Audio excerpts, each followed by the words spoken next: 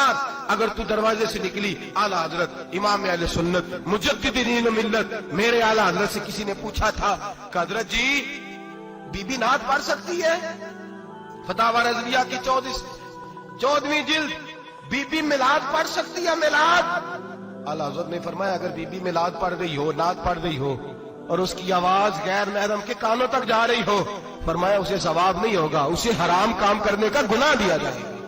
बीबी को मना है, वो नात की आवाज भी औरत का ही नहीं पड़ता, दीन में तो औरत की आवाज का भी पर्दा है। दीन में तो औरत की हजरत सैयदा ज़ैनब, हजरत फातिमा की वो लख्ते जिगर जो मैदान करबला में इमाम हुसैन बराबर की शरीक रही सैयदना इमाम हुसैन के साथ। याह्या बिन मोइन कहते मैं 15 साल तक हजरत ज़ैनब का पड़ोसी रहा हूं। 15 साल, घर बराबर होता है ना, बंदा बीबी देख ही लेता है।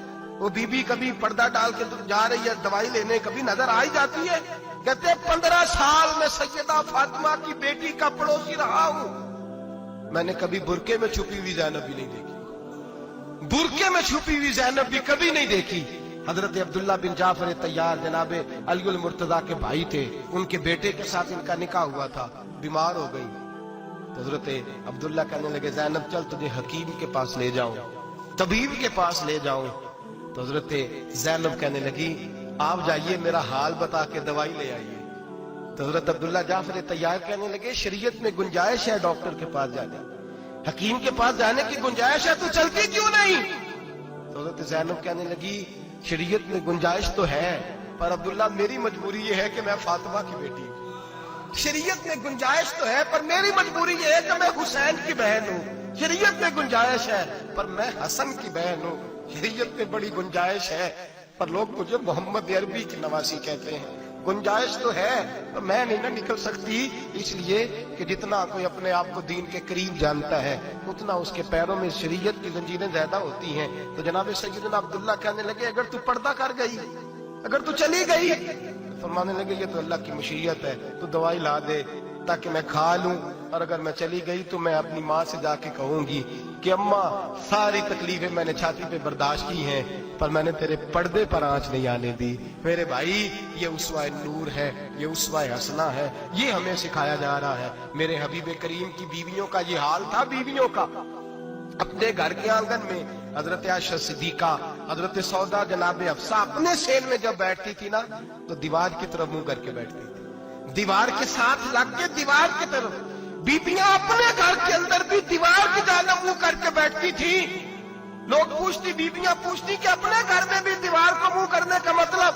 कहती हो सकता है कुछ छत पे चढ़े अचानक नजर पड़े तो हम चाहती हैं फिर भी हमारा चेहरा नजर ना आए उसे, फिर भी हमारा चेहरा नजर। हम अपने घर के अंदर भी पाबंद रहती हैं कि हमारे चेहरे नजर ना आए। खुदा रा बड़े पैसे जिंदगी में लुटाए हैं, 1000 1500 बुरके पे भी खर्च करो, वो घर ले जाओ, वो अम्मा को भी दो, बहन को भी दो, बीवी को भी दो, उसको कोई ये पहन ले।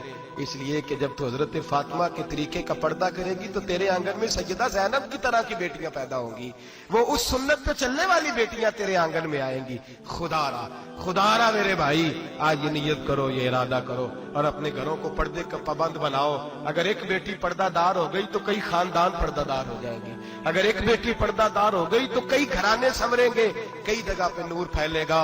ऐ अर्श के मालिक, ऐ मेरे महबूब के खुदा, तुझे वास्ता है मेरे महबूब की बीवियों का और तुझे सदका हुजूर की शहजादियों का।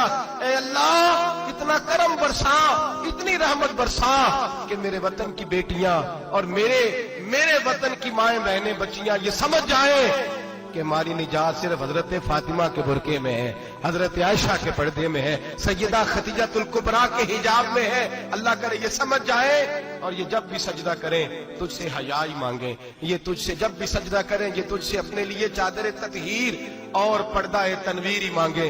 अल्लाह करे मुझ बेअमल की मुंह से निकले हुए लफ्ज किसी के दिल में तासीर बन के उतरे और फिर दुनिया के अंदर ये रिवाज आम हो कि हर कोई पर्दा करे, हर कोई बापर्दा हो जाए। ऐ अल्लाह तू तासीर नाजिल फरमा, ऐ अल्लाह तू अमल की दौलत नाजिल फरमा, ऐ अल्लाह हमारी बेटियों को इज्जत की चादर अता फरमा। हमेशा मिदहत खैरुल अनाम में गुजरे, दुआ है ये उम्र दरूद व सलाम में गुजरे। आखिर